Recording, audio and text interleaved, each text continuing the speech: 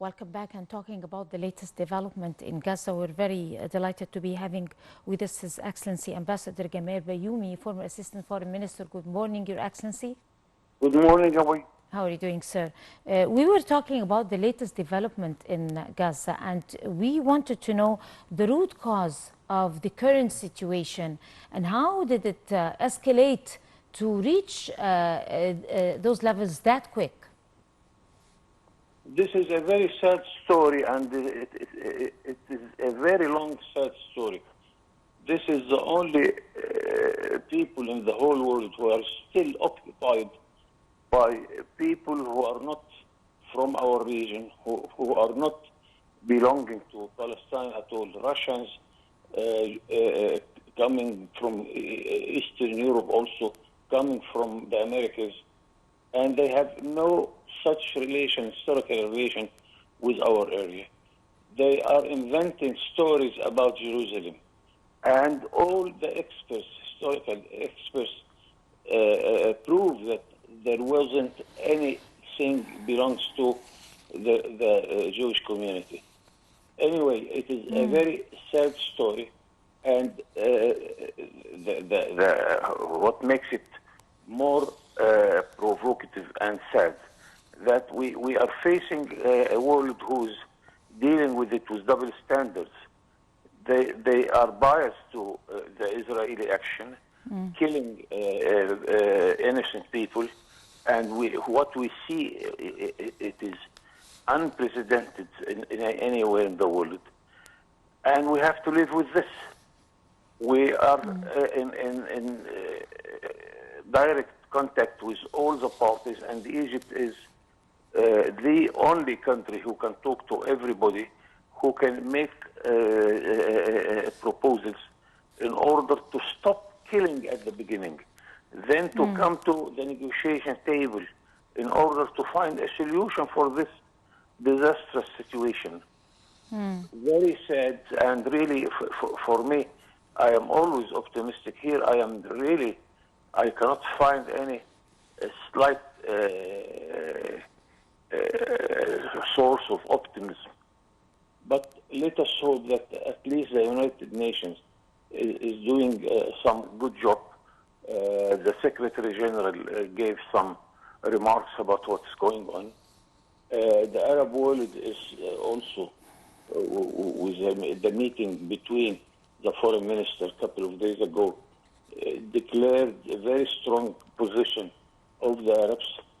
So let us hope that we can convince Israelis to stop this killing. And in the long run, it is not at all in their favor, because any country cannot live surrounded with enemies in all its borders, and also creating enemies within the country. And that's why even the United States and some countries in Europe declared a couple of days ago that the solution is the two-state solution.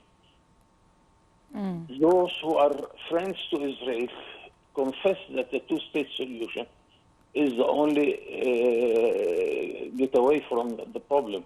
Why? Because if we have one state with millions of Palestinians, one day they will exceed in number the Jewish community. How can they live like that together? So, two-state solution, according to the borders of the 4th of June 1967. And the amazing thing that Israel signed documents in Oslo and in Cairo confessing and recognizing these borders. Now, the Israelis do not want to honor their own signature. I'm not talking to impose anything on them, but what they agree a few years ago, we are asking them to honor their signature. Very sad story. I hope we can stop it any time from now. Right. Of course, violating international law and using weapons, live ammunition against innocent, unarmed civilians, children and women and elderly, has been an ongoing situation, off and on, used from the Israeli forces in the Gaza Strip against the Palestinians. But the question here is that the situation currently regarded by the international community and civil society. How do you assess the reaction of the international community? Is it strong enough? Is it working enough? Especially that power countries are not being are being biased. I mean, they're not taking halfway between two sides. Even within one country like the United States, you will receive different messages. If the president or the Congress is talking, then you will have a biased opinion to Israel. If you talk to the Foreign Office or the Pentagon, where you can find people who really read the files, then you can have a more stable opinion. We are facing all this haragal, and really we have to raise our voices and to continue knocking the door of the United Nations in order to make these people realize that they are not abiding or respecting the international law or the normal relations between countries. Mind you that they are circulating Gaza, stopping any supplies of food or water or electricity, which is something against the law of any war all over the world. So we have to live with this, and we should continue our efforts, hoping that one moment or one day we shall reach a sort of stability in order to start talking about how to reach peace situation. Ambassador Bayoumi, the Egyptian Foreign Ministry have expressed its full rejection to the ultimatum of 24 hours to be to leave the Gaza Strip from Israel to the Palestinians, and said that that is in a flagrant violation of international law and the human international law also, and human rights. Egypt's stance was clear and firm and respectable. Explain to us how Egypt is taking a firm stance towards what's happening, and your assessment. It is an unprecedented situation where you ask the whole people to leave their houses and homes in order to destroy it. And according to the last figures, almost 500,000 left their homes in order to destroy it. Which human feeling we are expecting there? And the whole world is really mingling between this and that, and the realities are hidden. And but those who are following carefully what is happening do not agree with this at all. Where can you mobilize 1 million refugees now within Gaza Strip itself? So we are doing our best. We are calling for all our brothers and the whole world in order to help Gaza with supplies, with whatever they would need, with medicine, with everything. Hope that this will stop at any moment, and then we'll start a serious process to see how we can make reasonable relations between the Palestinian and the Israelis. Right. Everybody who's observing the situation, Ambassador Bayoumi, is referring to the whole situation, the escalation and the violence that has been taking on for years against the innocent civilians and the real inhabitants inside Gaza, the Palestinians, as a necessity to recognize an official and real Palestinian state. The root cause for all these problems and all the escalations that occur from time to time occur because there is no recognition, international recognition for a real Palestinian state whatsoever. And until that happens, the violence is going to continue, the aggression is going to continue, and even the crisis will not stop. We made a good progress internationally a few days ago at the International Agency for Atomic Energy in Vienna, where the United Nations Energy Organization decided to accept the seat of Palestine as an independent state.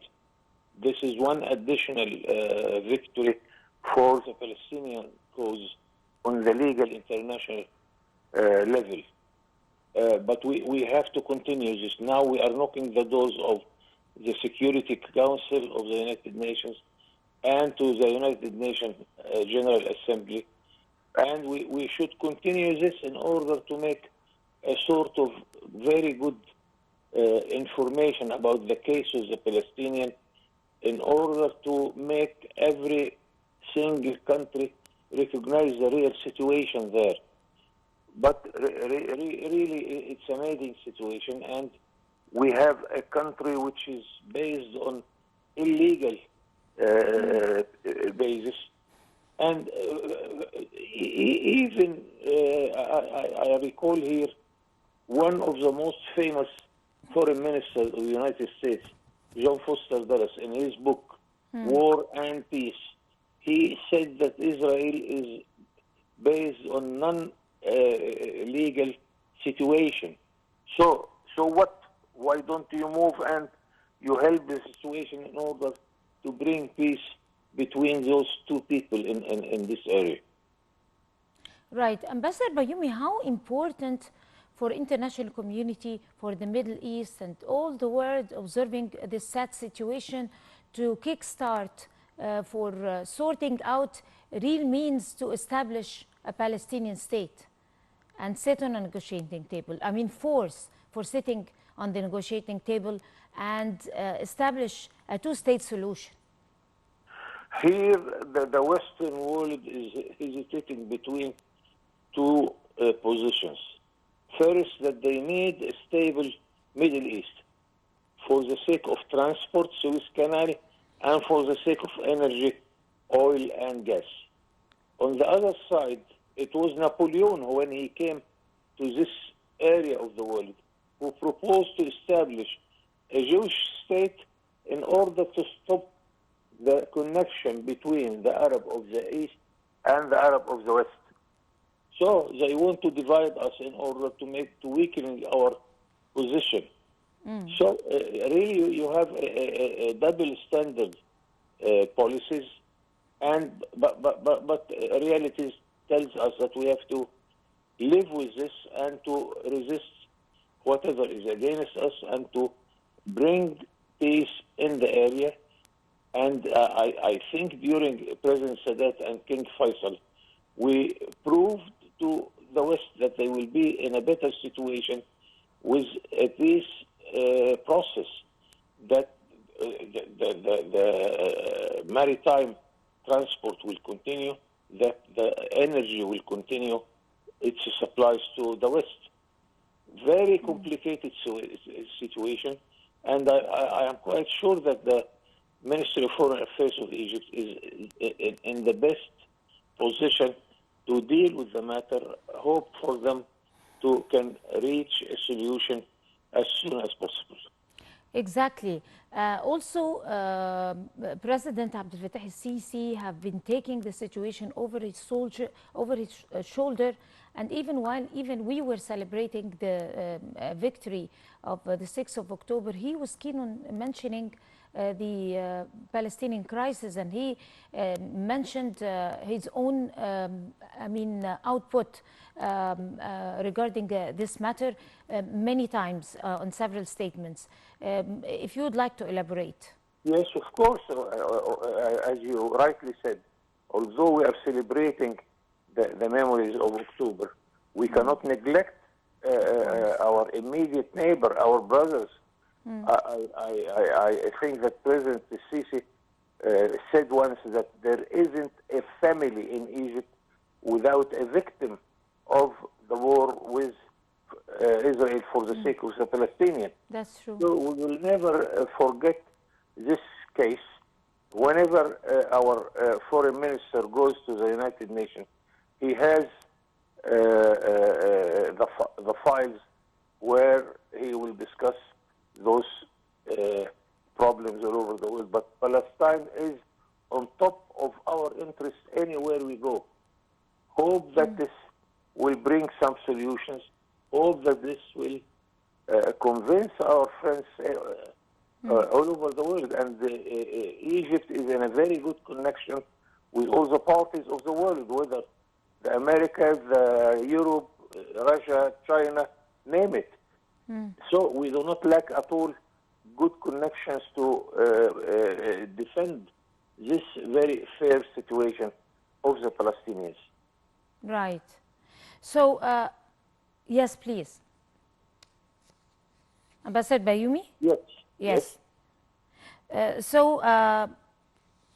With the situation is not reaching to a fair end until this very moment, and the international community, as we can see, the United Nations is trying to intervene, but on the other hand, the United States is being biased, and Egypt is taking a firm stance. I mean, with the development of the situation, how important is it to be able to secure the innocent civilians, and also trying to gather all the civil society and the international community to be able to stand up to these violations?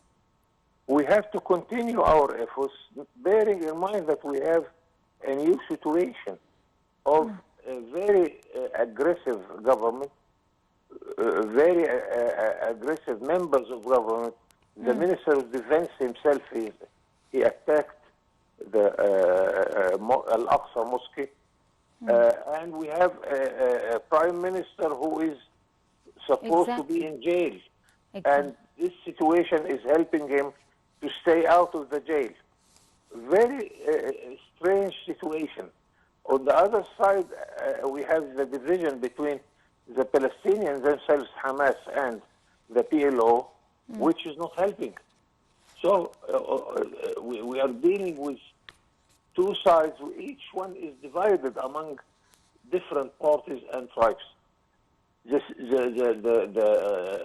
problem is not easy, and it's getting more and more complicated. And we have to live with it. And I am quite sure that Egyptians have a very strong opinion, a very strong stand to support peace in the area and to prove that we can do something, inshallah, in the near future. Right. Ambassador Gamal Bayoumi, I would like to thank you so much. You are a former assistant to Foreign Minister. Would like to thank you so much talking to the Breakfast Show, and you have a good day. And we're going to go to a quick break, and we'll come to continue the Breakfast Show, so stay with us.